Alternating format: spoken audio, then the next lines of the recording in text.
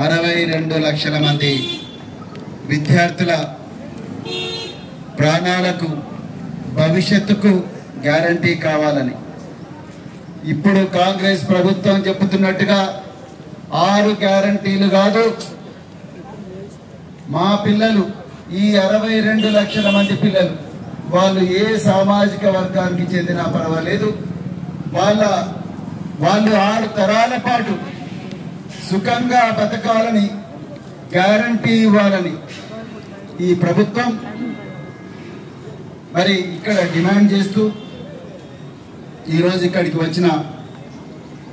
బాధిత బిడ్డల తల్లిదండ్రులు, బహుజన్ సమాజ్ పార్టీ నాయకులు, విద్యార్థి నాయకులు, అదేవిధంగా బాలల హక్కుల కోసం పోరాడుతున్న సంఘాల నాయకులు, అదేవిధంగా మేధావులు మరి ఈరోజు ఈ బాధను, ఈ కష్టాలను, ఈ కన్నీళ్లను తెలంగాణ రాష్ట్రమే కాదు దేశానికంతా చెప్పడం కోసం వచ్చిన మీడియా మిత్రులందరికీ కూడా హృదయపూర్వక ధన్యవాదాలు తెలుపుతూ జై భీమ్.